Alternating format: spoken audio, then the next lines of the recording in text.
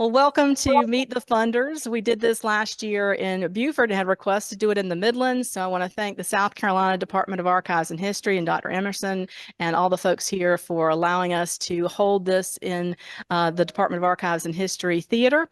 We will also have many people online, and we have some special guests all the way from Washington, which is pretty exciting. So one of the things that I get a request for all the time is we have questions with what are the pro tips? How do I get my grant awarded? And you've got people in the room. You've got the brain trust sitting over here at the table of the people who know how things get through the system.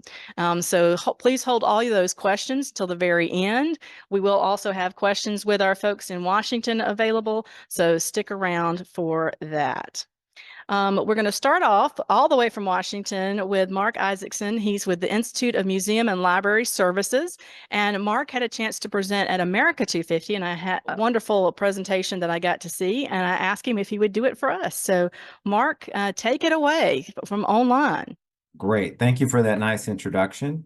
Again, my name is Mark Isaacson. I'm one of the program officers at IMLS, and together our team are always available to answer questions directly from folks. So always feel free to reach out to us if you have any questions about what I'm saying today.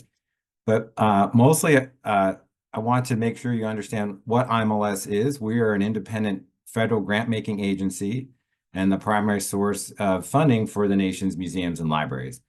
And our mission is to advance, support, and empower America's museums, libraries, and related organizations through grant making, research, and policy development. What I wanted to focus on today is the work that I do in the Office of Museum Services. We currently have 8 grant programs that are tailored to the needs of the museum field. And all of these programs have a similar application cycle. So these applications open on August 15th, and the deadline for submission is November 15th. So this is a good time to think about these opportunities and perhaps get something ready for this upcoming deadline. And again, there are 8 programs, all open. I'm going to talk about really just 2 of them. And if you go to the next slide sort of gives you an image of the amount, and even though we have 8 programs, they vary in size and scale, right? So last year we awarded a total of about $55 million in awards through these 8 programs, about 293 awards. But as you'll see, the Museums for America program, which is in the big blue square there, is where most of our grant awards applications come from and where most of the awards are made. And then we have our Inspire program, which is targeted for the needs of small museums. And then our other programs, which are also open and available, have more either defined approaches to the kinds of things you can fund or are targeted for specific audiences and parts of the museum community. And if you have questions about those programs, I can talk about them, but the next couple slides are just going to be about Museums for America and the Inspire program. So who's eligible is a question we often get, and I just want to make sure to be clear about our eligibility for who is eligible to apply. First of all, you have to be located in the United States or its territories or DC and be a unit of state, local, or tribal government or a private nonprofit organization with tax-exempt status. So what that excludes are for-profit businesses or individuals primarily. So mostly it's if you're a unit of state or local government, yes. If you're part of a tribal government, yes. If you're a private nonprofit organization, yes, come our way. The other thing to think about is what is a museum, right? Because what we try to do at our agency is be very broad in our thinking about what a museum is, except for a few clear, distinct elements, which you must have at least one full-time equivalent professional staff person, either paid or unpaid. So indeed, if you're an all-volunteer organization, you can be eligible. So one full-time equivalent is, could be 4 part-time people. But if they're one full-time equivalent, paid or unpaid, that meets that minimum standard. Own or use tangible objects. That's one thing we talk about is, as a museum, do you use objects? Do you exhibit them in a way that the visitors and the public can come to understand and learn from them? And that includes living collections. So arboretums, botanic gardens, nature centers, zoos, all those things are also what we think of as museums. You have to own or operate a facility. So if you're an entirely virtual organization, probably not the best programs to come to at IMLS for funding. But if you have some physical space where you exhibit objects, that could be your path for eligibility. And you have to be open at least 120 days a year.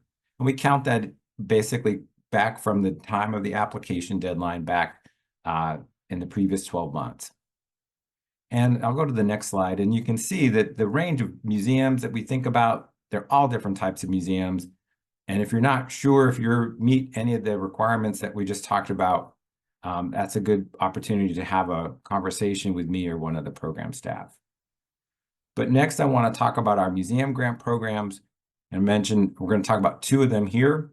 And in the next slide, which is about our Museums for America program, again, is our biggest grant program, largest number of applications we get in this program, and pretty much supports anything a museum will do, like exhibits, education programs, professional development, engaging with your community in different kinds of dialogues, doing audience-focused studies, taking care of your collections, doing curation, care, and conservation. All of these types of museum activities are all something that you can request funding for in the Museums for America program.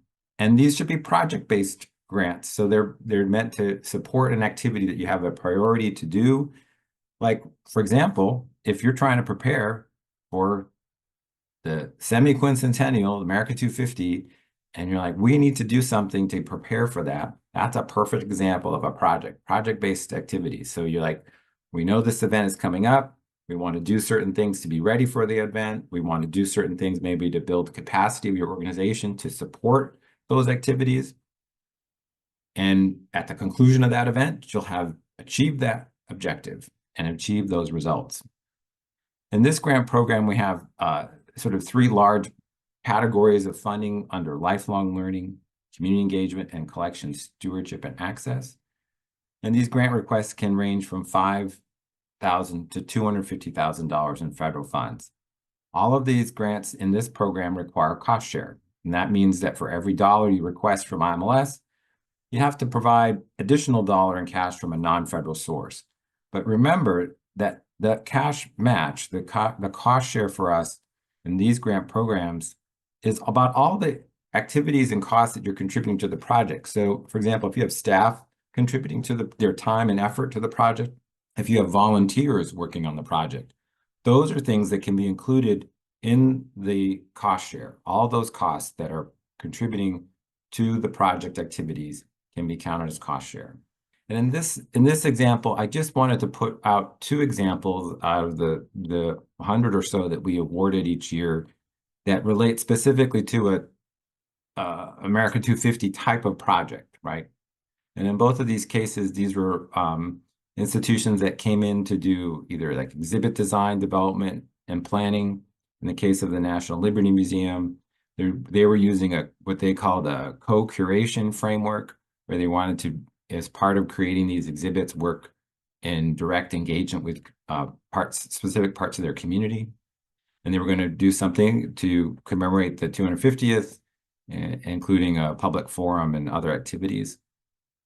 And then at Fort Ticonderoga, similarly, they were also looking ahead to the 250th and saying, hey, we're going to have potentially a big influx of visitors, people interested in events around the revolution.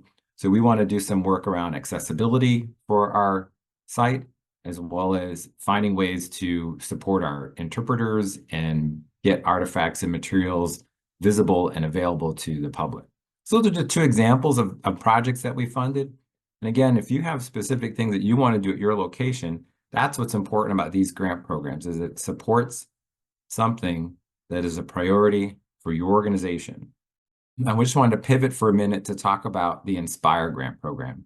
This is another grant program that we offer, very similar to our Museums for America program, with two distinctions. One is that this is designed specifically for small museums, because we know that small museums often have more distinct issues and concerns. And also, the funding amounts are slightly smaller. It also includes, for small projects, up to $25,000, there's no cost share required. So we also know that maybe if you just need to buy new shelving for your collections.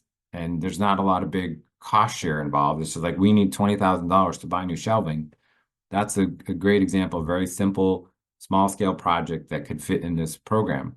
But there are all types of projects that can fit here in the lifelong learning category, under collection stewardship, and institutional capacity, which is a focus area here because we know a lot of times small museums need help getting support for basic things at their institution, like upgrading a website or doing an interpretive plan or something like that.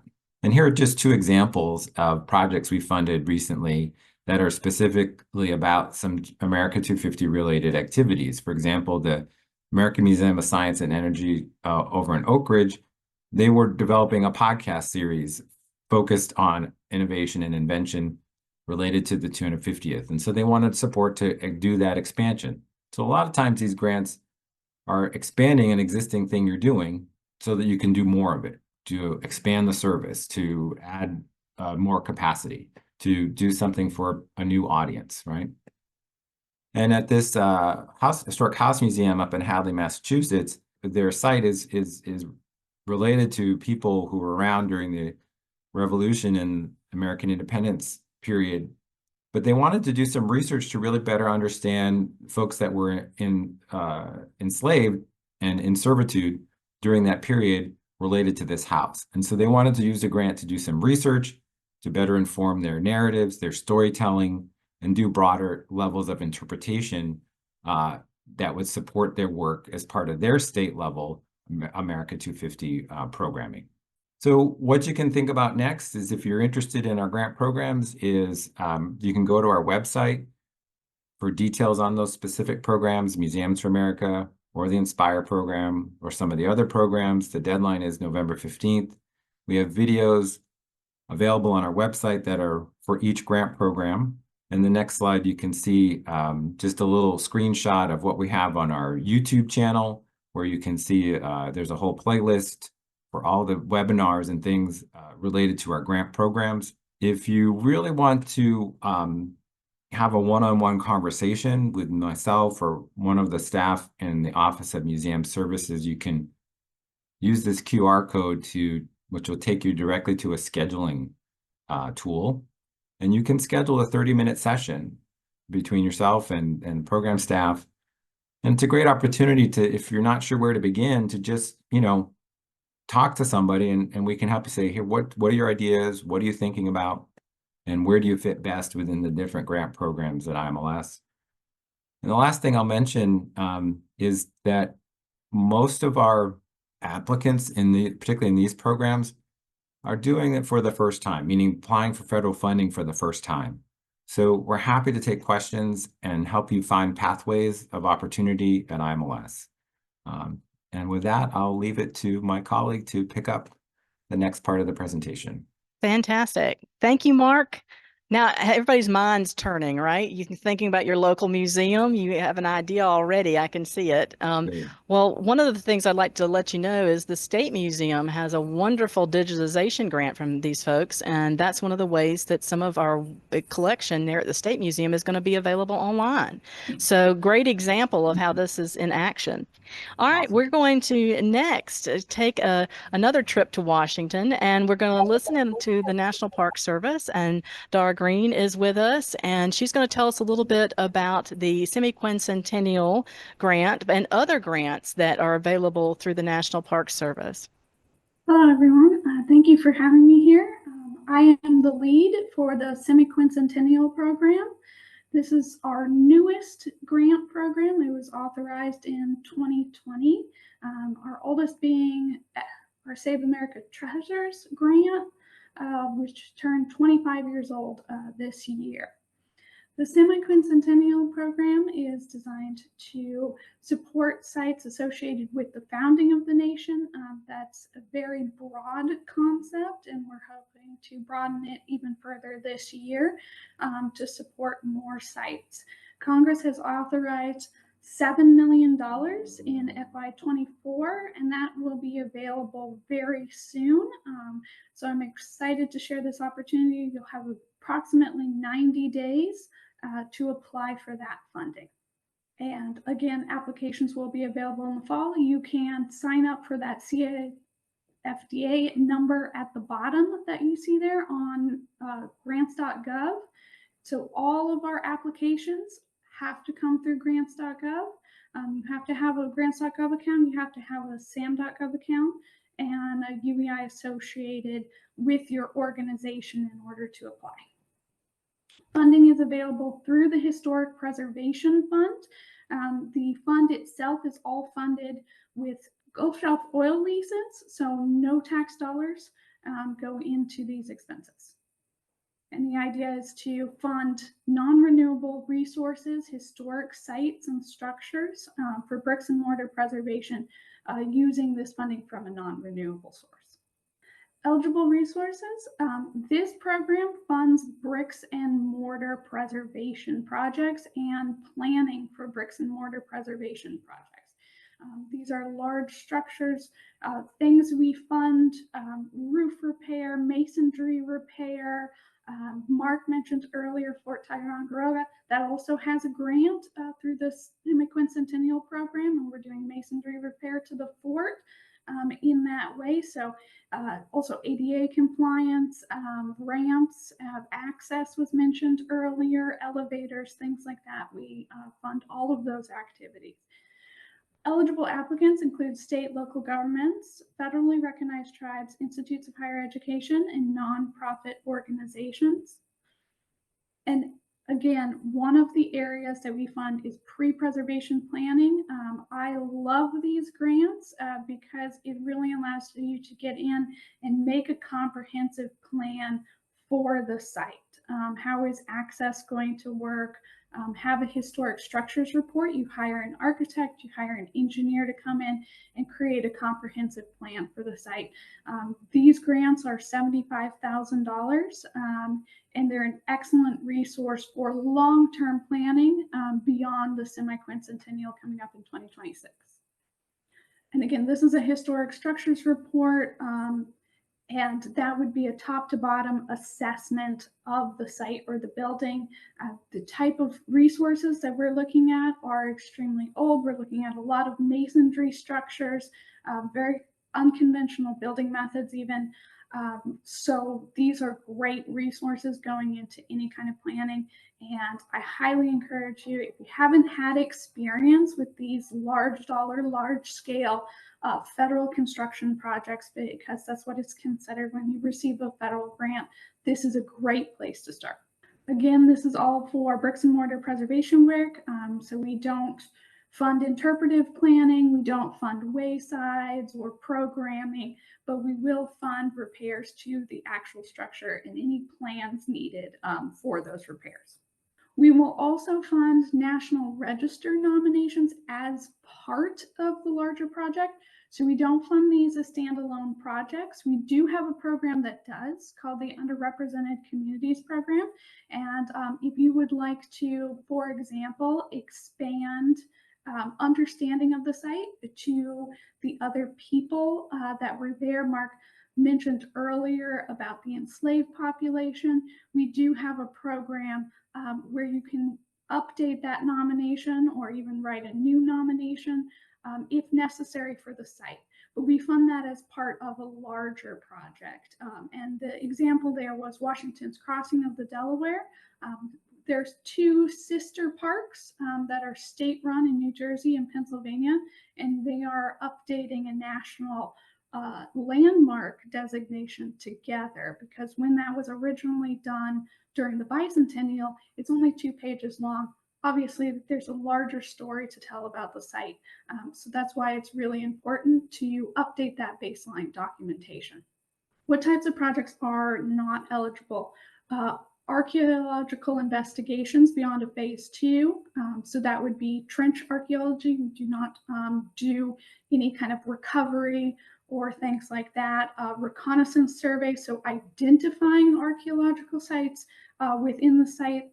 We don't do that. We don't do reconstruction of anything that's non-existent at this point, or new construction. So new construction would involve things like restroom facilities, trails, things like that. And we do not do any type of acquisition of collections or property. So if you're looking at expanding a park and there's a plot that you want to purchase, we don't do that type of work.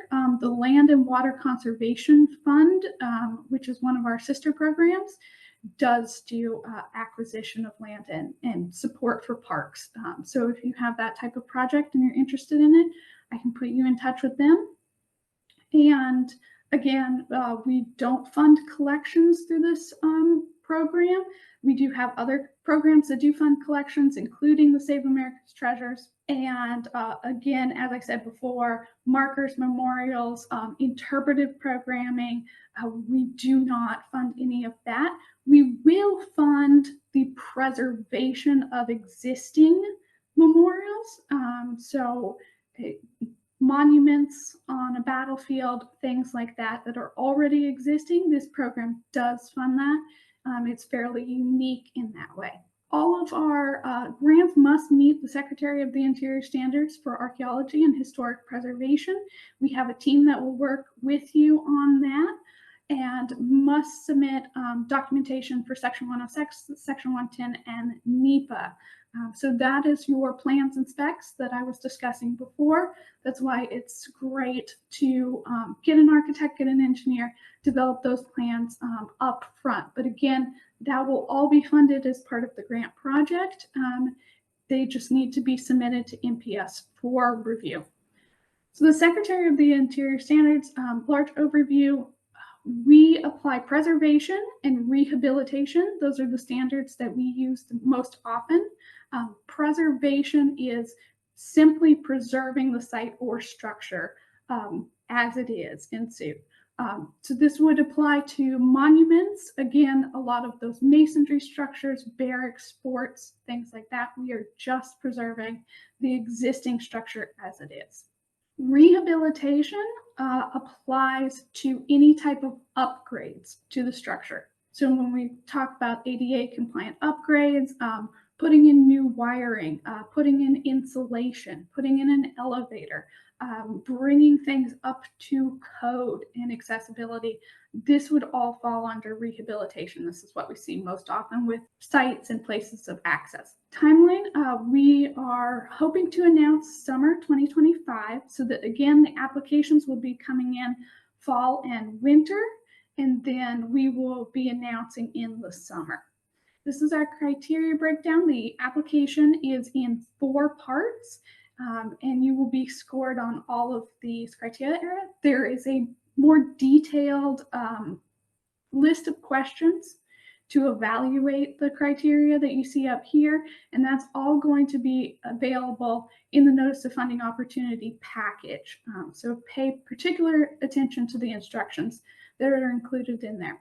As I said at the beginning of the presentation, you must have an active account in grants.gov. That's where we receive all the application information. You have to have an active account in sam.gov. Registration in these sites can take weeks. So again, the funding opportunity will be going up within the next several weeks to a month. If you don't have current and active, and check, because your registration does expire in these sites, check that you have active registration, because you will not be able to apply for this funding opportunity if you do not. And sam.gov, I should add, is always free to register. So never pay for assistance in registering. All of these registrations are entirely free to access. And again, you must have a unique entity identifier. This is kind of like a social security number for your organization, and you can get that through sam.gov in your registration. So again, register now if you do not have an active account, if it's been a while since you applied for a grant, or this is your first time, do check your registration. Full list of application materials is available through this link, and I can add that to the chat for everyone. So we've just created a handy checklist. There's a lot of parts to it.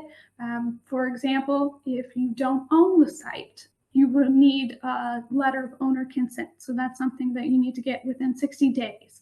You need to provide your paperwork in terms of any kind of audits and things like that as part of the application. So there's a lot of parts to the application. We encourage people to start early and to look at those checklists so that they know what is needed to submit a full and complete application on time.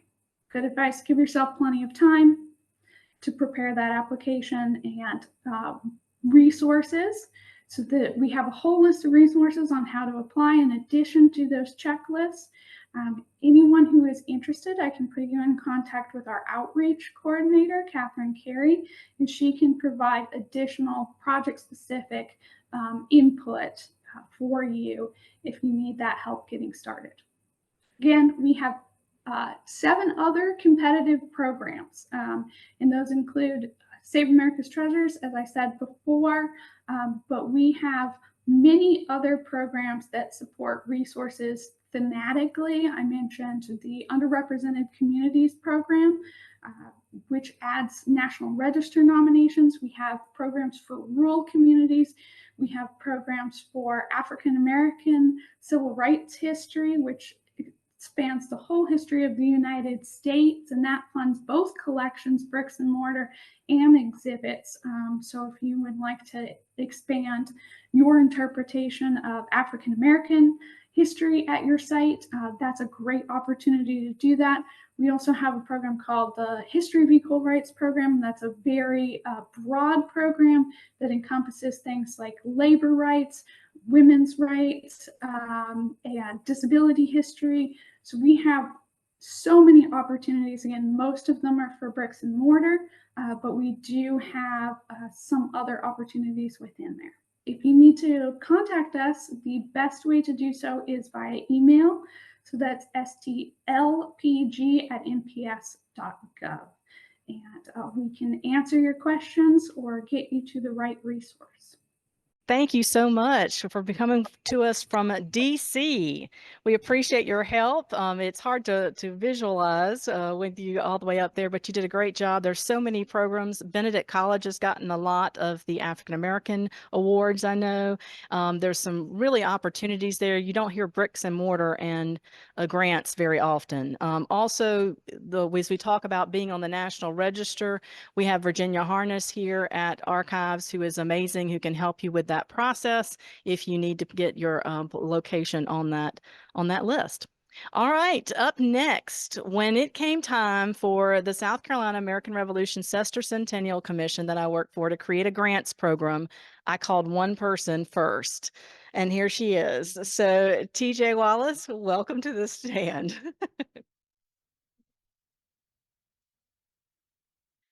Good morning. I'm TJ. I'm the Assistant Director of South Carolina Humanities. South Carolina Humanities is the state program of the National Endowment for the Humanities, so we're primarily federally funded. We are a nonprofit organization, so we're not a state agency like the majority of the rest of my co-presenters here, and we don't currently receive any state funds.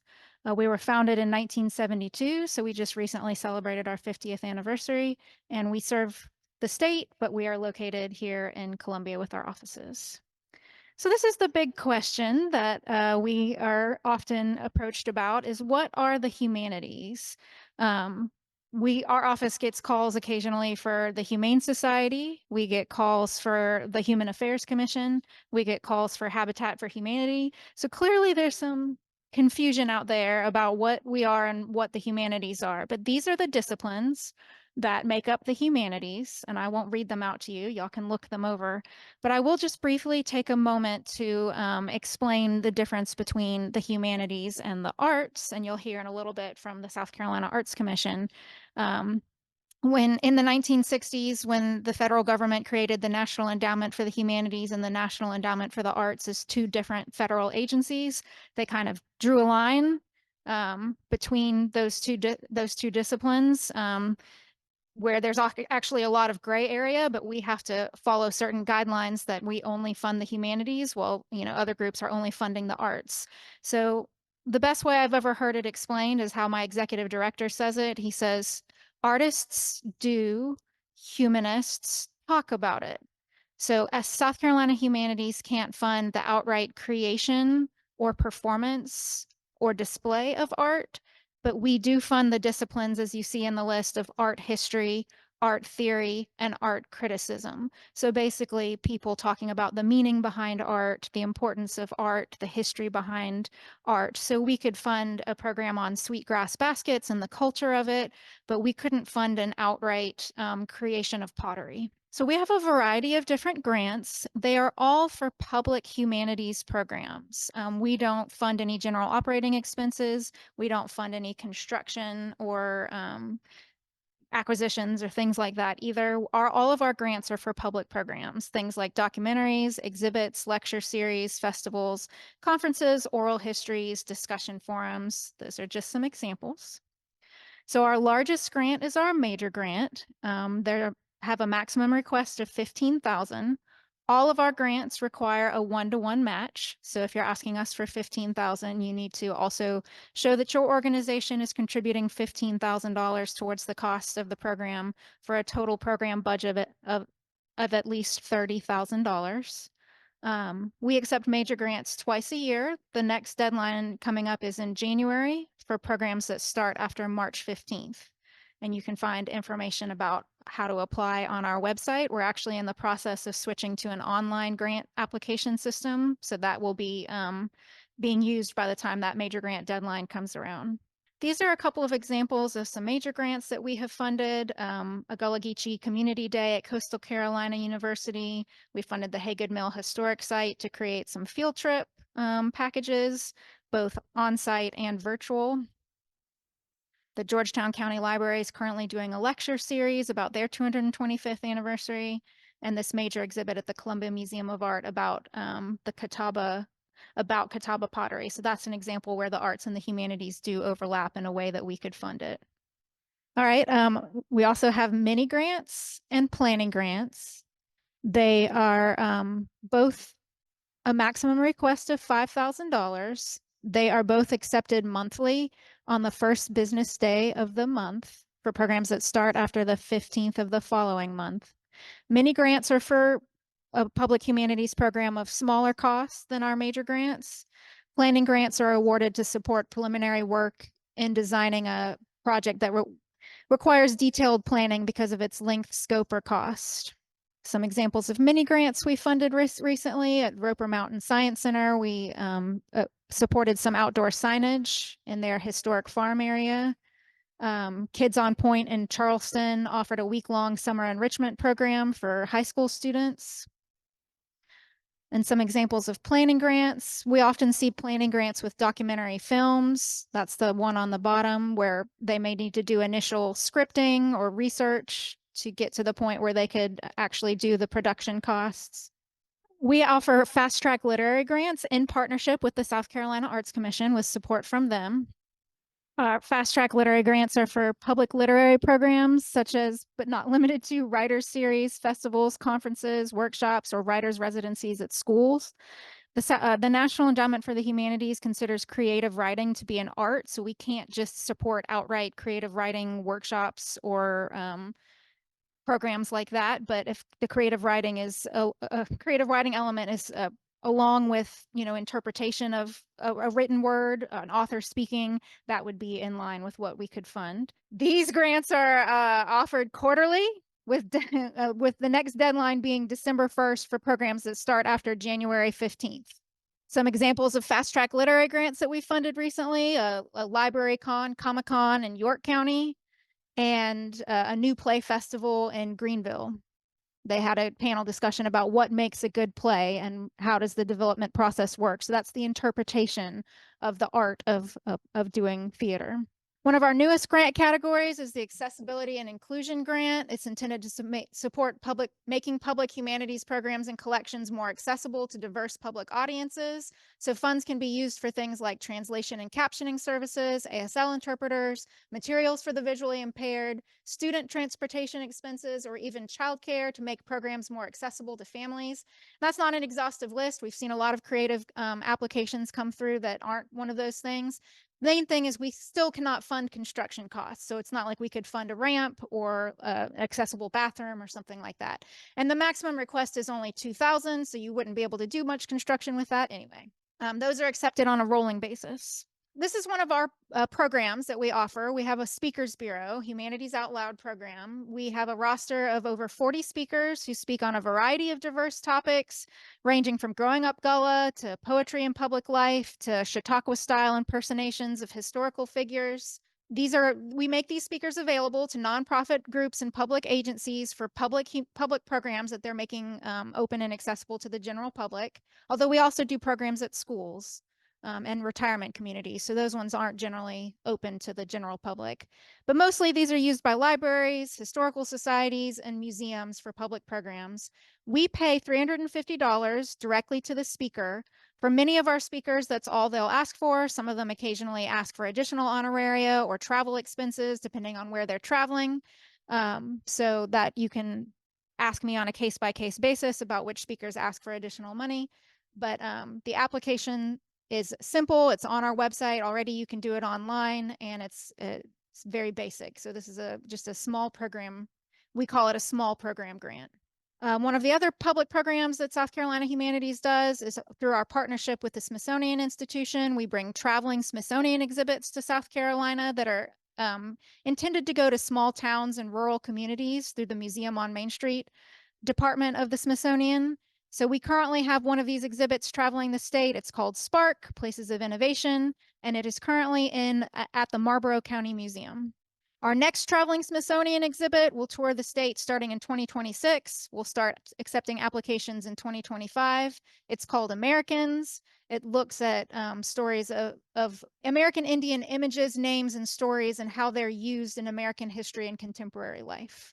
So the other programs that we offer, we have the South Carolina Awards in the Humanities Luncheon and Awards Ceremony, which is actually coming up in less than 2 weeks, where we honor 6 individuals from South Carolina with contributions in humanities.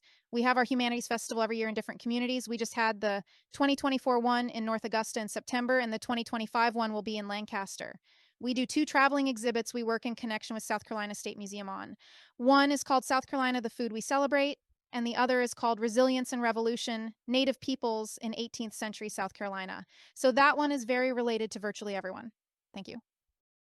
All right, so who are we going to bring out next is a guy who's been around a corner or two. You can go, I don't know what to do next. So Brad Sauls is here from the South Carolina Department of Archives and History, and thank you so much. My name is Brad Sauls. I'm with the South Carolina Department of Archives and History. First, a little bit about who we are. We are a state agency that deals primarily, we are a repository for state government records. We make records accessible for the public, primarily for historical research and genealogy.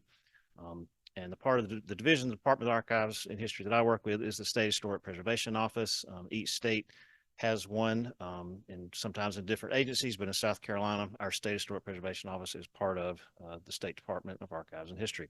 Our functions in the State Historic Preservation Office is that our primary program we work with is the National Register of Historic Places. That is a federal program through our friends at the National Park Service, and we manage the state level of functions and responsibilities for that program. We also manage a statewide survey and inventory to record and evaluate historic properties, and we also manage a program for review and compliance of federal undertakings that might affect those properties listed in the National Register. And then finally, what you're most interested in is our grant programs, and we also have tax incentive programs as well. But I'll talk with you today about our 2 grant programs we have. One is federal pass-through funding, and the other is state allocated funding. All right, our federal historic preservation grant program, that's an annual application. Later this fall, probably in the next month or so, I'll post information to update on our website for the 2025 cycle of federal historic preservation grants. The eligible applicants are local governments and nonprofit organizations. Nonprofit is probably the biggest umbrella. That can include churches, schools, basically any nonprofit organization as a 501c3. Those are our primary applicants and recipients for these grants. We are also required to award a certain percentage of our overall funding that we get from the National Park Service for grants that are in our certified local government communities. And those are these communities. If you don't see your community's name on this list, fear not, there is another program that can be more applicable to you. And we use our federal funds specifically in these communities to do bricks and mortar projects. For other planning projects or other non bricks and mortar projects, we will accept applications for those statewide. For our federal grant program, we do require a 50% match. You need to be prepared to pay for 100% of your project costs up front, and we reimburse you for 50% up to the grant amount. Maximum grant amounts are typically $35,000, and funding is not retroactive for works already completed, so it has to be for work that can be accomplished after we receive your application and award it and enter a funding agreement with you and approve various aspects of your project. And then we can fund those activities after that point.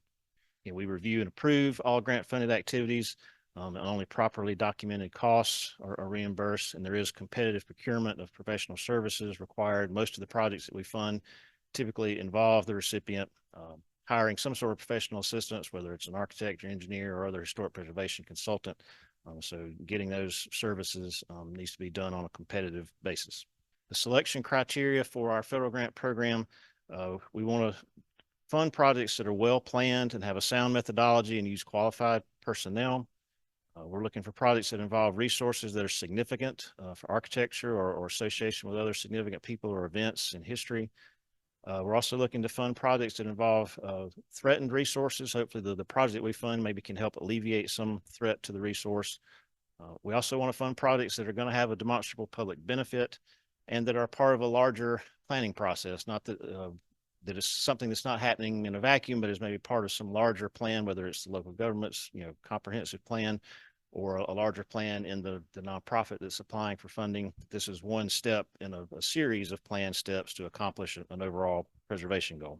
Project types that we fund generally, and most importantly, that we identify and record historic properties. We've done projects to award National Register nominations for people to hire consultants to prepare National Register nominations for large districts or large complexes, or to do surveys to identify historic properties in a given area. We've just completed projects as examples in Sullivan's Island and in the Little River area of Horry County to record and identify and evaluate properties. And then we've just finished a project for downtown Gray Court in Lawrence County to actually hire a consultant, prepare a nomination to do the downtown district to be listed in the National Register. And we're just getting started soon with a project in Camden to do an update of their National Register nomination, particularly these nominations like Camden's that were done early in the history of the program in the late 1960s or early 70s. There's frequently room to expand and improve on those nominations so we can fund those types of projects where there's a need. We also will fund planning for individual historic properties. Sometimes in projects you want to jump right to the preservation and the bricks and mortar side of things, but all good preservation projects need sound planning with appropriate trained personnel. So we will fund projects that can fund things such as conditions assessments, all the way up to bid ready plans and specs for actual stabilization and weatherization repairs that need to be done. So to be sure that your project is going to be well planned and well thought out for the property, we can help you pay for that important planning step that's needed on the front end. And again, for these properties that are in our certified local government communities, we will fund bricks and mortar type projects, stabilization projects to weatherproof a building, to stop deterioration. They have to be buildings that are listed in the National Register, and we do need to have bid ready plans and specs for the application. So there's potential you could get a grant to fund the planning part and then come back in a subsequent cycle to do some funding for the actual repairs later. This photo is an example of a project in Bluffton, the Garvin House, and this is the sort of end result of doing that stabilization. We also are required to have a covenant agreement be placed on properties where we're actually helping pay for stabilization. Finally, our state historic preservation program. This is still relatively new for us. We've just in the process of getting applications on our third cycle. The next cycle will be sometime in the summer of 2025. Local governments and nonprofit organizations, again, are the targeted applicants. And this year, for our most recent cycle, we divided up and we will fund those planning grant projects. So you can apply for up to $50,000 to help pay for the planning. That has zero match requirement. And then that can lead to a further subsequent application up to $200,000 that requires a 20% match to actually pay for the stabilization repairs. And our priorities are to target properties in rural areas and that are associated with underrepresented history in the National Register. This is an example of a recently completed state grant stabilization project in Orangeburg County, the Bull Swamp School, which is an African-American school from the early 20th century, and gotten a good finished project there to stop deterioration and to help it's owned by a church, and they want to use it for programming and activities within their church and the community. So this project is going to help them on their larger goal of putting this building back into functional public use again. And that's all I've got. Thank you. All right, lots of work to become a certified local government, lots of work to get on the national register, but wow, lots of opportunity once you do. So that's what I love to talk to Brad about. We're going to have an award for the most dynamic slides of the day. Surprise, surprise, it's the Arts Commission. So let's see if our advancer is working. Yes, let's see, it's working now. I am Harvey White. I am the Public Art Coordinator for the South Carolina Arts Commission. Am I projecting? Awesome, thank you. That's my theater and museum educator voice. Thank you all so much for having me here. We are a state agency charged with the promoting of equitable access to the arts and supporting the cultivation of creativity in South Carolina. We envision a South Carolina where the arts are valued and all people benefit from a variety of creative experiences. One of the ways that we meet that vision is, of course, through grants. We have over 20 grant categories, so I do not have time to go through them all, but we also have a very dynamic website. So if you visit southcarolinaarts.com, that will give you most, if not all, of the information that you need to apply to these grants. A lot of them are rolling. We do have matching. It varies on the county that you're in. We use a tiered system so that we can make sure that we hit those rural communities how they need to be met. And I did want to take a second to focus a little bit on our library's engagement grants. It's one of the ones that I am a liaison for, and it is one of our newer grants. So we're really trying to get the word out there that libraries who are partnering with artists and arts institutions can qualify for $2,500. And that is to stimulate partnerships between libraries and artists or arts organizations and encourage communities to participate in artistic cultural activities. So we've seen this grant used for things like festivals and workshops and exhibits and residencies, but the possibilities are really endless. We just ask that they have some type of public programming component that really reaches the greater community. And I think that's with all of our grants. We do offer grants coaching. I think I mentioned before that each of our 20 some odd grants has a staff person, a liaison, who can help you through the process.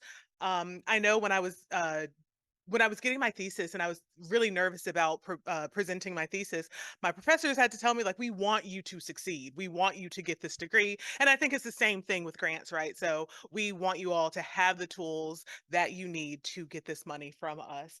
So in addition to having a staff liaison, we also have a grants team who can help you, and they do one-on-one Zoom call sessions, I think 15 and 30 minutes. And we also have a number of videos on our websites as well, depending on the grant that you are interested in. I did want to briefly mention some of the other programming that we have in addition to our grants funds. There's other things that y'all might benefit from and would like to participate in.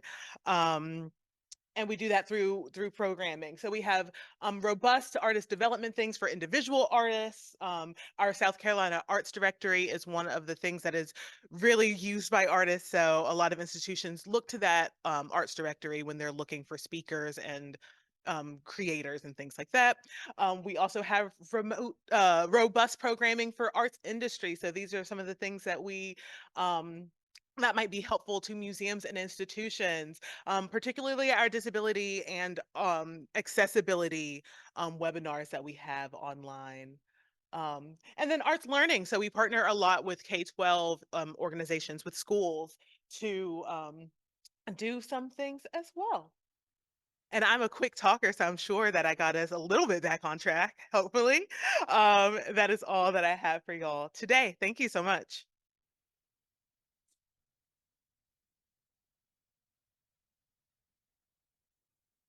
Thank you so much, Harvey White. I love it. She's got energy. And I think what she said is so true. We all want the best product. We want everybody to succeed. I cannot say that enough about these wonderful folks who have given of their time today to come speak to us. And we are now to the gentleman I didn't know when I started this job, but thankfully I learned about him, and he's been a wonderful partner with the Parks, Recreation, and Tourism, Justin Hancock. Awesome. Thank you, Heather. Good afternoon, everybody. Justin Hancock. I'm the Director of Recreation Grants and Policy at the South Carolina Department of Parks, Recreation, and Tourism. And just real quick about our agency. Of course, we own and operate the state's now more than 47 state parks. We also market South Carolina as a travel destination, both domestically and internationally. We're home to the state's film office, which is fascinating and not as well known as it should be. And we provide assistance to local communities for tourism and recreation development. And that's what we're going to talk about today, the R and PRT. For this group, I think I picked the 3 most relevant grant programs out of our menu. We have a total of 8 programs that we administer, but I've got 2 construction-based and then 1 marketing grant program that I think will probably be the most appropriate and relevant for this crowd. First one being a state-funded grant program. That's the Undiscovered South Carolina program.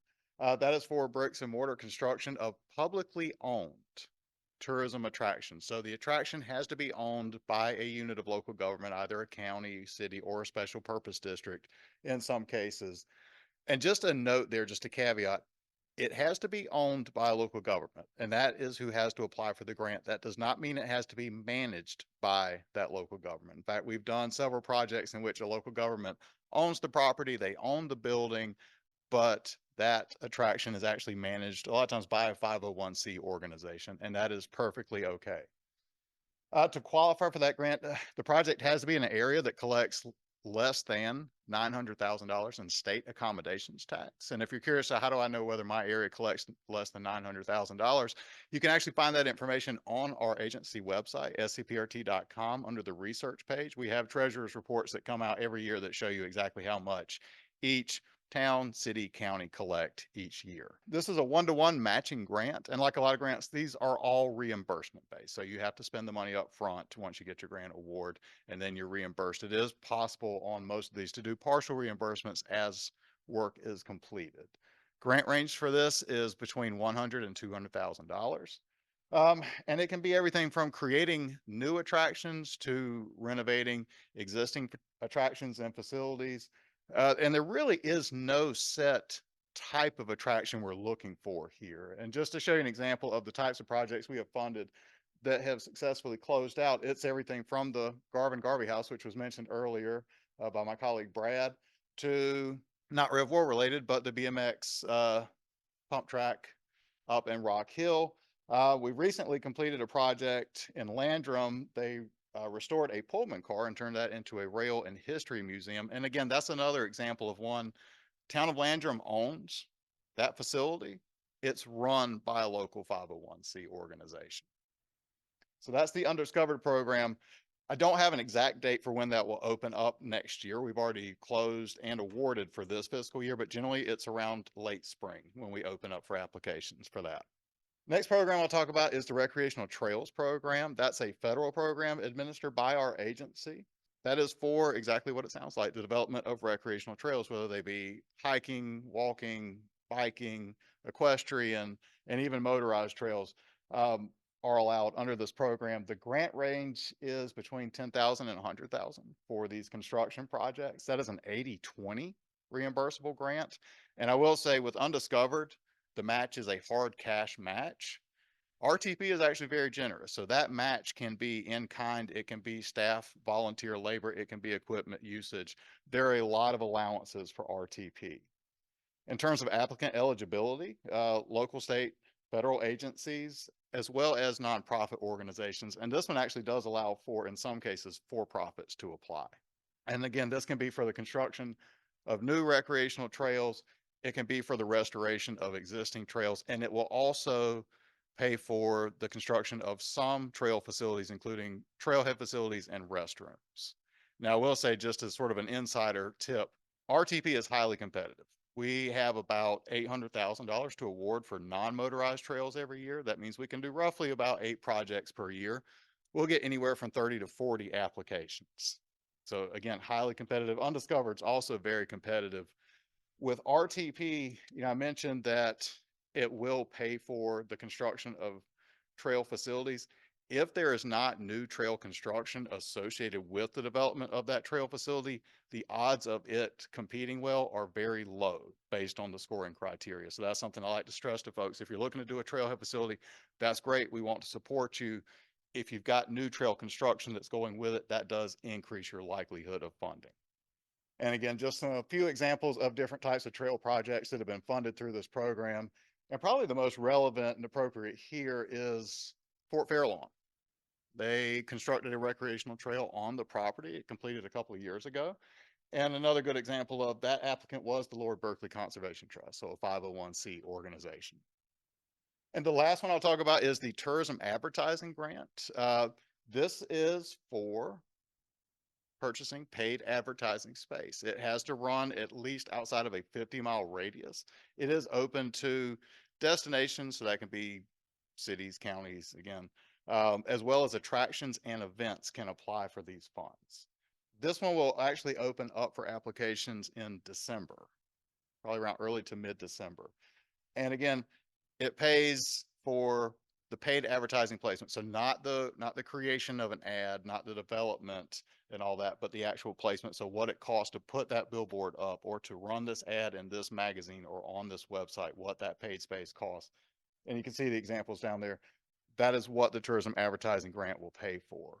In terms of match, because every once in a while we like to make things really complicated, there are a couple of different matching categories. There's the one-to-one, and it really depends on what you're applying as and then how much you're applying for. So for an example, if you're an event or a festival and you're applying for TAG and your request is less than $3,000, you can come in at that one-to-one rate. Attractions up to $20,000, the one-to-one rate. If you're asking for a higher amount, you're going to come in at a 2-to-1 rate or a 33% match. Now, that's just a little bit about these 3 programs. What I would encourage everybody to do, if any of these look interesting, or if you'd like to look at the other programs that SCPRT administers, go to our agency website, scprt.com, to the grants page. On each one of these grants, they have their own page. The grant guidelines are there. So we tell you exactly what types of projects each grant program allows for. We even tell you how these different grant programs are evaluated and scored. So wealth of information on this website. And then we also have an e-newsletter that you can sign up for on our agency's main webpage. And if you see the arrow pointing down there at the bottom, we have one specific for grants. So if that's all you're interested in, you don't want to know the rest of the tourism news of the state, you just want to know about grants, you can click specifically on that one. And then you'll receive an email periodically that lets you know when these grant opportunities are opening up, when awards have been made, that type of information. And I'll end with contact information for everybody in the grants office, and would encourage everybody, go to our webpage, look at the guidelines, read those first. And then if you have a project or a potential project, call us, talk to us about it long before you start filling out an application. Don't wait until the application cycle to start thinking about it, having these conversations. Call us, talk to us about it.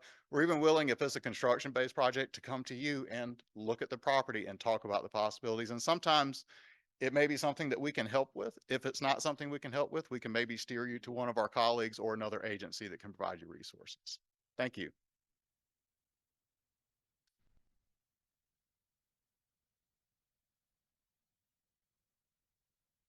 Thank you, Justin. All right, we have coming up next a lady who's going to talk about not only the fact that the state library gives out grants, but also that they are wonderful consultants and they will help you even seek beyond the state resources to find other things. So come on to the table here. There you go, Dawn. Thank you.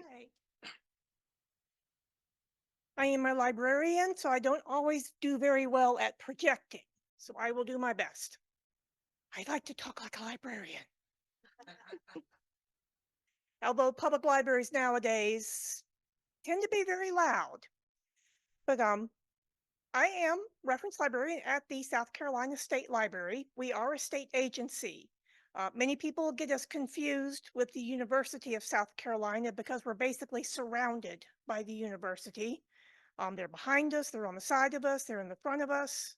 They just bought the Rutledge building, which is catty corner to us. So we're just kind of getting buried by USC, but we're not affiliated with them.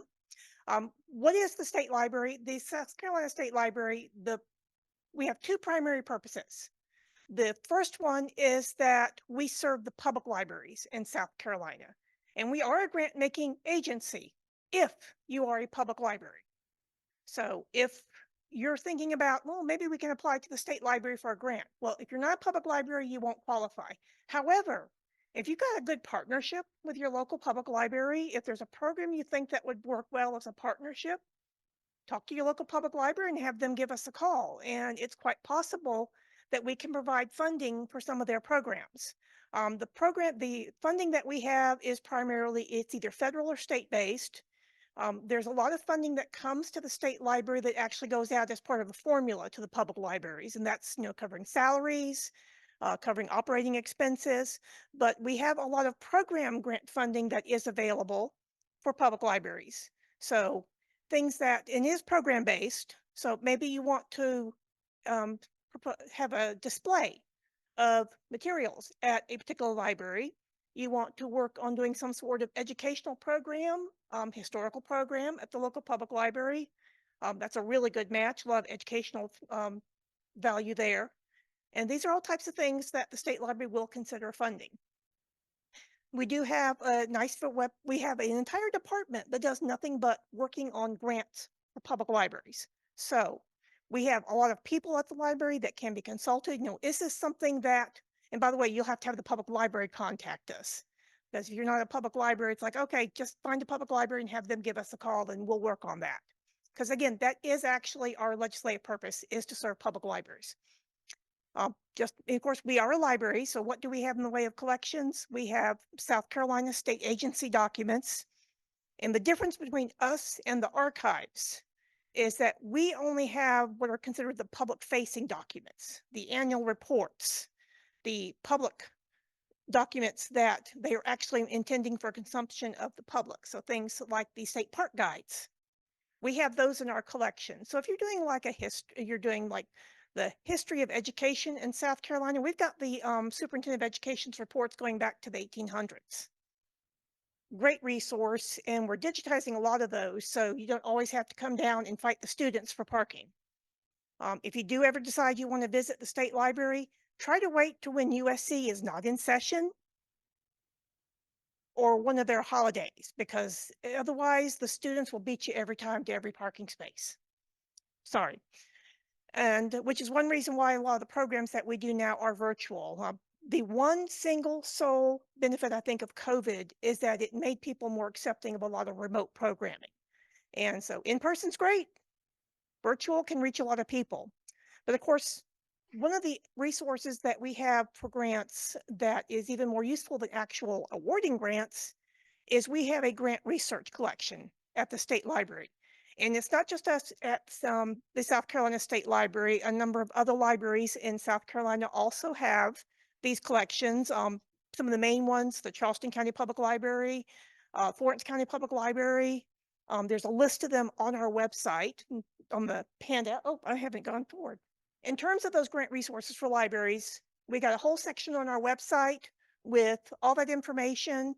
And by the way, how many people here have played the lottery and told themselves it's good for education? A portion of that lottery funding also goes to public libraries. It's like, okay, not only am I doing it for education, I'm also doing it for public libraries. And there's some other programs that we have as well, but the ones that you'll probably be most interested in terms of grant funding is our grant research collection. And that actually is a collection of what used to be an awful lot of print resources. So you had to come to the library, sit down, open the books and the directories and go through them and make lots of notes. Fortunately, now it's all databases. The only caveat to that is that the primary resources that we have, you have to visit the library. They are not remotely accessible. You have the license that we have, and this is true for all the libraries in the state that have access to this database. You have to go to the library to use it. But fortunately, there's other ways. The Foundation Directory Online database, unlike all these other resources that are available, the state parks, the IMLS, all these government grant resources where you can go to the web pages, they have the online applications, they have all the information you can ever need. Billions of dollars of grant money are available from private foundations. There's over 100,000 private foundations just in the US. And you're like, okay, I'll just go to Google and look. Of those 100,000 foundations, less than 80% do not have websites. Like it's the 21st century. Why don't they have websites? They don't need them. People find them anyway through resources like the state library. And so we've got collections of materials. The number one resource, though, is the databases that we have. We've got several of them. We got one called Grant Watch. We've got one called the Foundation Directory Online. That's the one that's available at most of the libraries throughout the state. It's actually a nationwide database. It's available at libraries. And if you've got a colleague in another state that would also like to consult that database, there are libraries in every single state that have access to that database. And there's actually a link on our website where you can go and find that list of resources. And we also training. If you actually go to the website, you'll see that we've got 2 webinars coming up, one in November and one in December, on basic proposal writing. So the basics of proposal writing, we got a lot of resources. And I started doing this about 10 years ago. And when I started doing this, if you tried to go to Google and type in proposal writing, you get a lot of scammy websites that say, hey, give me your credit card. Fortunately, that's changed. There's a lot of good stuff out there available. You can also contact us in addition to taking these webinars. You can actually come to the library to use the database. You can make an appointment with me and I can walk you through using the database. We're not going to just throw you to the wolves and let you try to figure out how to use it yourself. The thing about private foundations is that there is billions of grants available, but the information on how to access them is very limited. And for the most part, for these funders, the information that's available to the public comes only from their federal tax returns. Which, by the way, if you are a 501c3 organization, remember your tax returns are public information. If you wonder how someone knows how much your CEO is being paid, that's where they're getting it from, but they're public information. And also, you don't actually have to come to the state library to access that info, to actually talk to me. You can meet with me over Zoom, and which is highly recommended when USC is in session, because I guarantee you won't find a parking space anywhere near the library.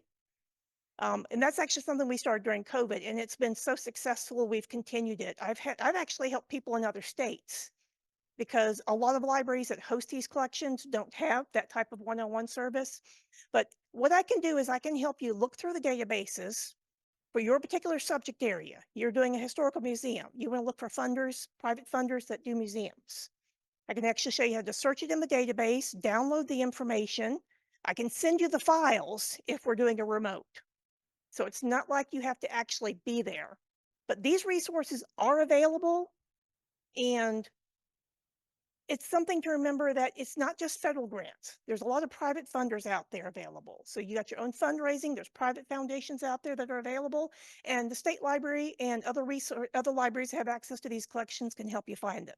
And you can just give us a call. And well, best thing to do is there's actually a link on the website where you can give us send us an email, and we can help you find those.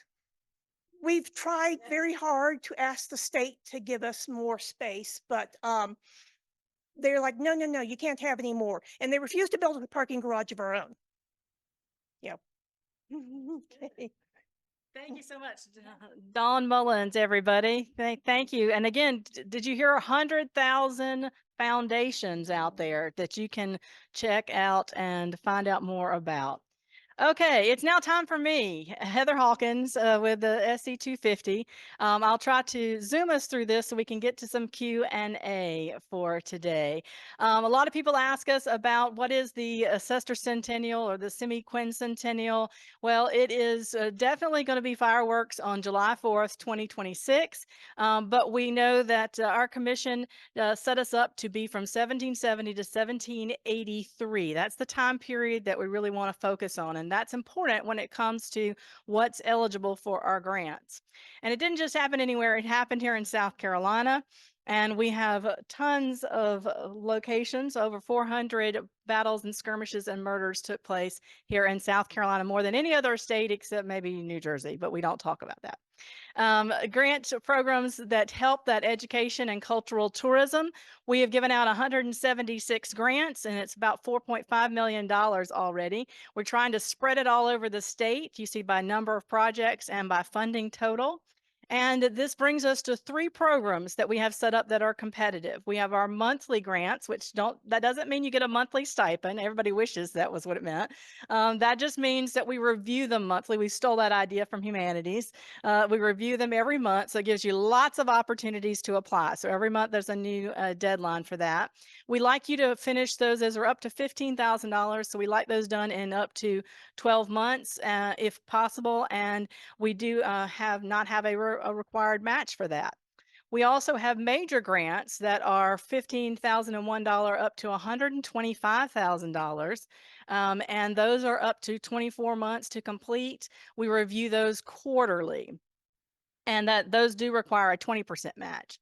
The premier projects are $125,000 and $1 plus, and those are reviewed quarterly. And you can complete them way sooner than that, but we will sunset in 2033, so you have to finish them by then. And those are 25% match, and that's the total project match. So it's a 25% cost share for that, which is a distinction from 25% of your ask. So be careful with your numbers there. Grant distribution on all 3 of these, we send 80% up front because we know we've got working with a lot of organizations that don't have a lot of cash flow. And then we have the 20% at the completion of the final report and acceptance with all of the documentation. The types of grants, all 3 of those funding opportunities, we have these types of grants that fall under those. Museum and library style exhibit grants. And this is one from Jasper County that we have that shows all the different Revolutionary War places that you can go in Jasper County, and also talks about some of the stories like Jim Capers, who was an African-American patriot that we like to talk about. This is an actual photograph of an American Revolution veteran taken at the very beginning of the daguerreotypes.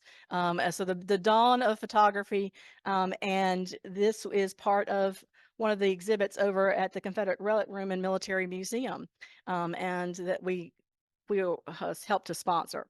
Local activities grants, we do local activities like reenactments, and of course that's Sumter there having surgery after the Battle of Blackstocks. And we have some lectures. We had the Charleston Tea Party event was one of our local activities grants.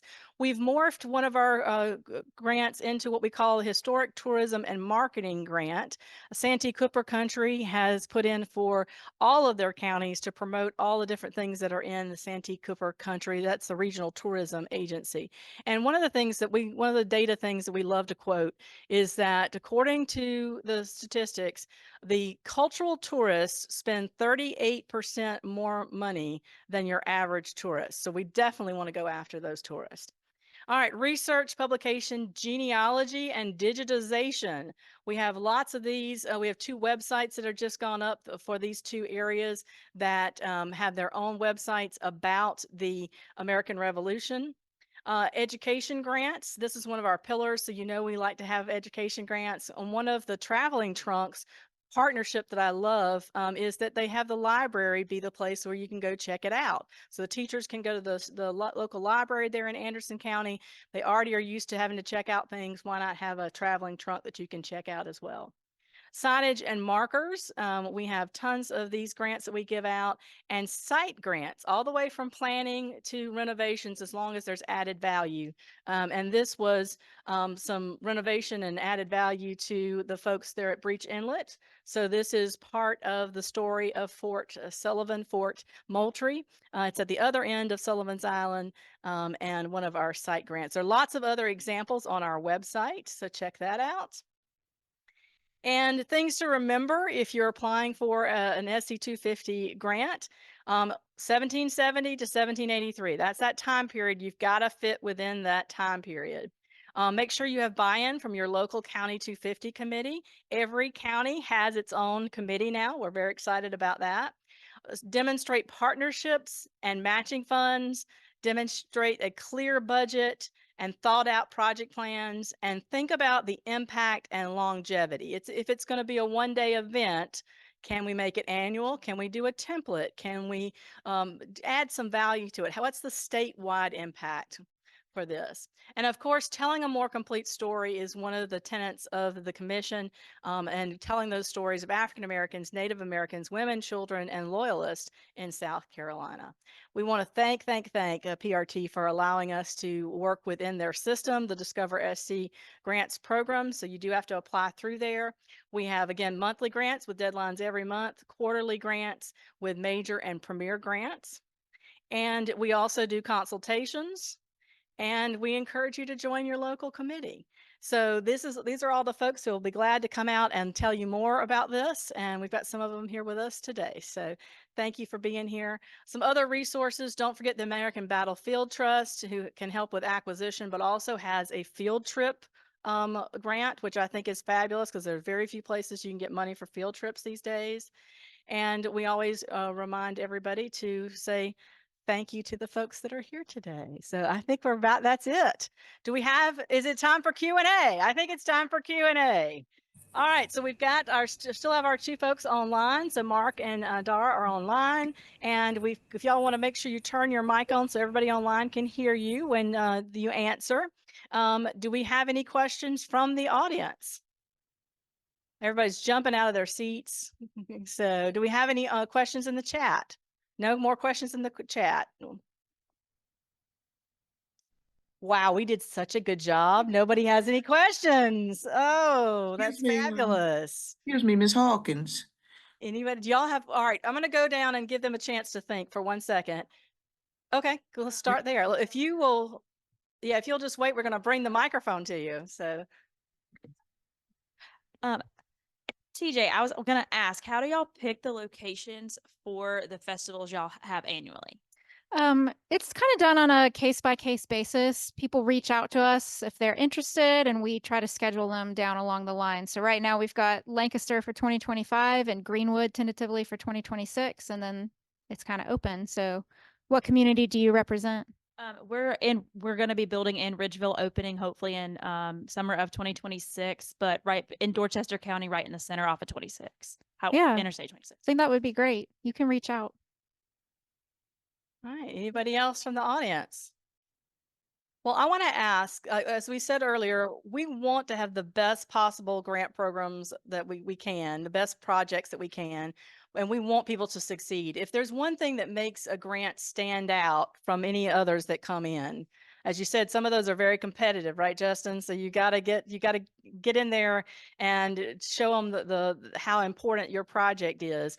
A lot of times people have the material, they just aren't putting it in the system and showing that importance. Anybody else have give us some tips. If I have to go around and say one thing that makes an application stand out above the others.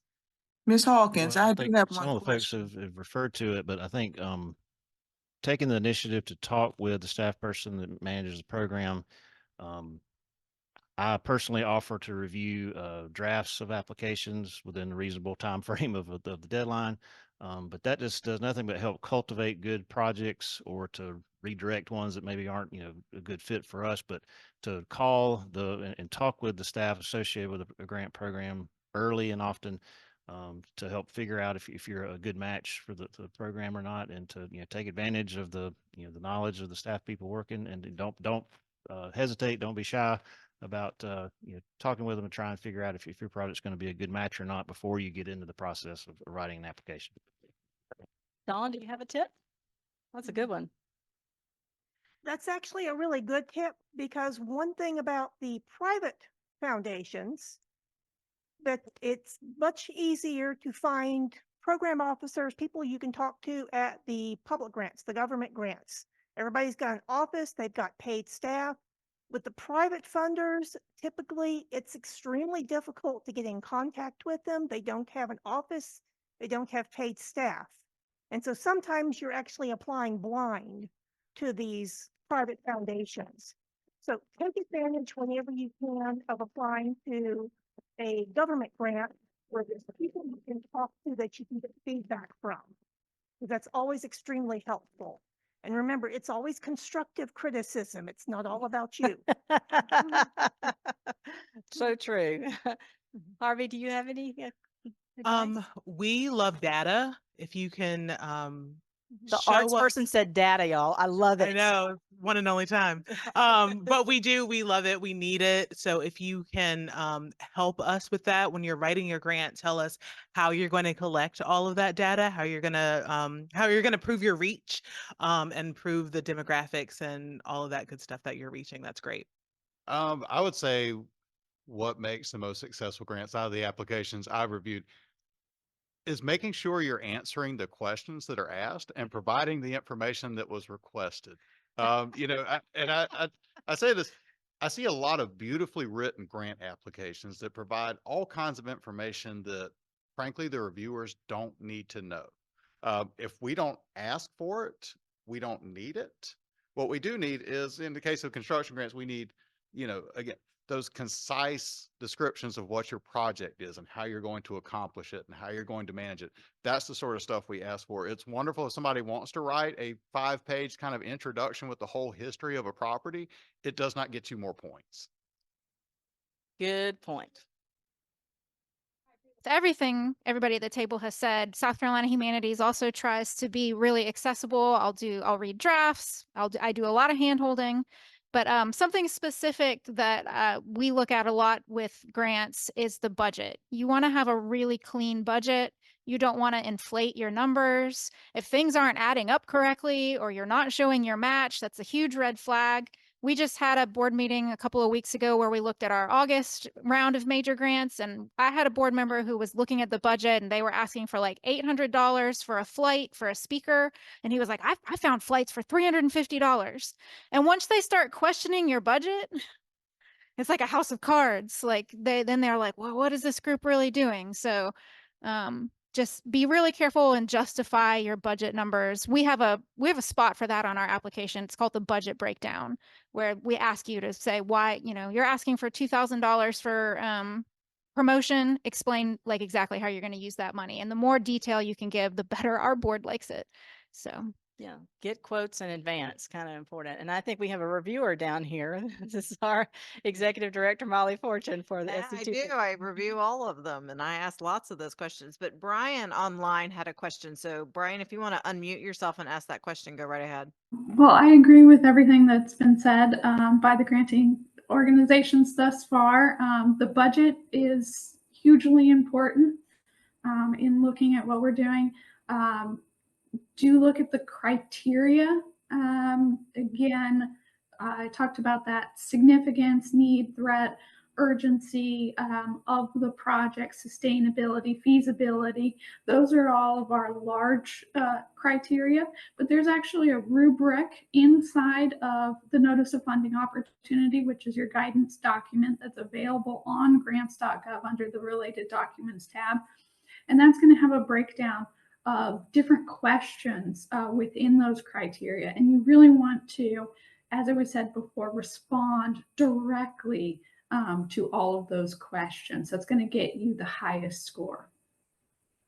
Excellent. And that Dara also mentioned going ahead and getting on grants.gov and sam.gov and going ahead and getting those, all that taken care of now, even if you're not ready to apply. Mm-hmm. And Right, that Mark? is true of most federal agencies. And I know Mark can speak to that more broadly, but you will need to do grants.gov and sam.gov for any future federal grants, this one or any others. Thank you. I can take that question. Congress in 2023 did create a program, the African American Burial Program. They have not as of yet funded it. So right now there is an existing program, but there's no funding to provide grants or services at this time. The question that was asked is what grants are available for abandoned African American cemeteries? Mark, do you have any tips for us? Well, there's been so many great things already said about successful grants and how to put forward a good application. I think, The only thing I would add is that at least from our agency's perspective, when museums are coming to us, to remember that we believe in museums and the value of museums. You don't have to make a pitch to convince us that museums are good things. We already believe in you. We know you're doing good work in your communities. And really focus on the project and what it is you're going to do and how you're going to do it and what sequence, because that's what we're always looking is it a good idea? And if we give funding to it, will it be successful if funded? That's really what we're looking for, is that the design of the project is going to get the results that you want as an organization. And if all those things are in place, it should have a really good chance of getting funding. Great. All right. Thank you so much, Mark. And I know that I may have gotten this wrong, but I think only 33% of your grants were funded. So that's steep competition, but of your applicants, is that correct? Yeah, that's sort of about on average, about a third of our applications are funded. We have usually, like I think last year, we had about a little over 900 applications across all of our grant programs. And we were able to make about 300 awards, just under that. So yeah, Answer the it can be question. competitive, but there's always opportunities. So, Yeah. and feel free to reach out to me or anyone on our staff. And I put the link in the chat to one of our web pages. So that's a good starting point for folks that are interested in coming over to IMLS for funding. Any other questions online or in the audience here? All right. It's a lot to absorb, but I want to thank so much my colleagues who came out today and talked about grants. And we're going to extend the reach of this by this recording, and we're going to share this with lots of folks. So I ask you all to do the same when they're available. We'll send out a note when they're available on our YouTube channel, and you can share them with your colleagues so that more people know about all the opportunities that we've talked about today. All right, a round of applause for all of our presenters.